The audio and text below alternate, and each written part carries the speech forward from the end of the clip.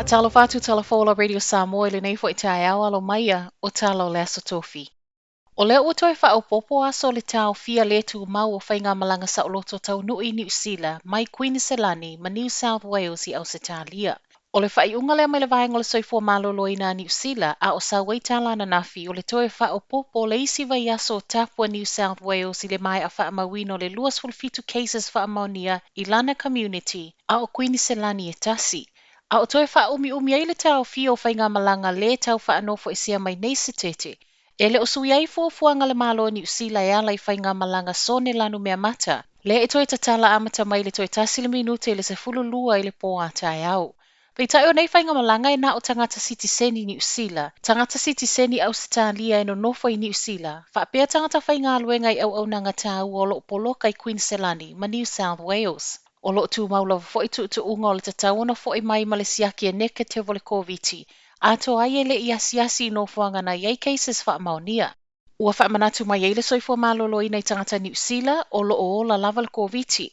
Ma so o se tasi taunu mai au Italia ai amata whaalongoina aunga le siama nofo i le fale. Faia lo siaki le Koviti ma whaanofo i sea pea se ilonga i mau atu whaaiunga e te le o maua i le Koviti.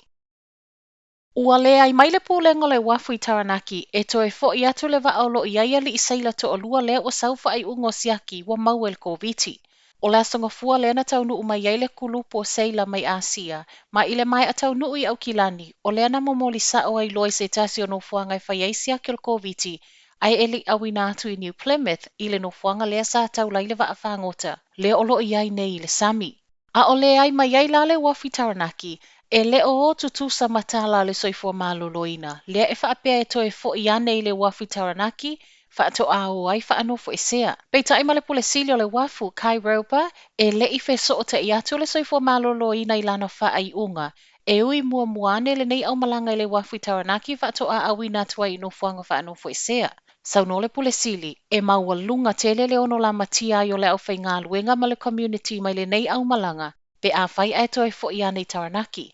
E se mai le puipuinga le au whai ngā luenga I le ono maua I le siama, o lo iei fo I le manunga o le pule sili I le uti o pai lata I le wafu, ma a whai nei ai mauai nisi o le au whai ngā luenga o lona winga, ua tapuni ai ma ngā luenga. O le alia e mai o nei cases whaamaunia mai tangata ngā lulue mai atunu I whafo, wa sa wai ma le fesili I le anga I sa o I whangotanga e au noa ma le whaanofo e sea. Ai po o fea fo I la le wafu leo le ato e fo I ane ai. E leo mauti noa I le taimi nei, po le alei tu ai ngā vairusi le ua a fiai seila nei e to o lua wa whaamaunia. E le o fea lo fani le malo, ma le matanga luenga o le soifua maloloina e tusa ma le faaaoga o le faua mo siaki o le Koviti.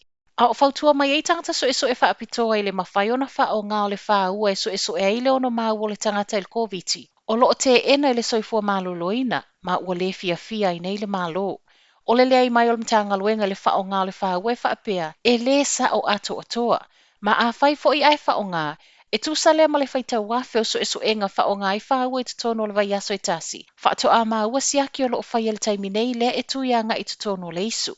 A o le fia I le malo, o lo iai le talitonunga e le o wheta la I le matanga luenga I suinga fau, ma suinga whaatekono losi. I moli mau o le TV tasi, e ono o atu lava I se tūlanga, o le ave e sea mai loa o le whaatautaiga o siaki o le Koviti, mai le matanga luenga le soifua maloloina. O lo Suesue nei e leo pe whaafewhea ona whaamanu alia tingāina le pepe masina le matua mai Hamiltone, I le masina tāluai. O lea pepe tamana awi nātu le whale mai wai kato I lasos fulwiwa Iuni, I se tūlanga tingāina, mai tala mai leo, e tū ngā manu anga I lona ulu pe ta e le iloa po le ale mafu anga. O le ua whaasolo manuia ma o lo Suesue pea le nei mata upu. Matala muli, Whaate ia Haiti le ala whai mai le tai ona nafi tusa leo le poana po taimia New Zealand, wa Tagatavaleina lona peresetene, Jovial Moise. I tala le CNN o lo ta ua mai aio Moise na fasi o tia lona maota, tusa leo le itu lai tasi le vaveao. O lona whaletua fo i o lo wha manu alia o no manu anga mafua mai I pulufana. Ua le iloa nei po o ai o le ala fo i le tofi peresetene o le malo, a wa le peresetene o le wha msidonga maa walunga, le e te taona tu lai mai peitai, e le I levana maliu ono le Koviti. Ai le I Tagatavaleina le I peresetene, o lea sa lu ngā la lolo na malo I le wha umi pe ona tu mai le tofi peresetene, a ua umalo na taimi. Ma o se taʻitaʻi talu mai lava no taofia le lua a fesfulfitu, e le i fiafia i le toʻatele ona o whainga piʻopiʻo e aofia i matua inga i whainga palota.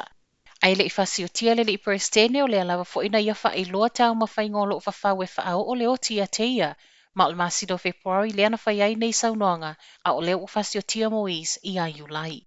Telefonala Radio Samoa, Manuel Taiao.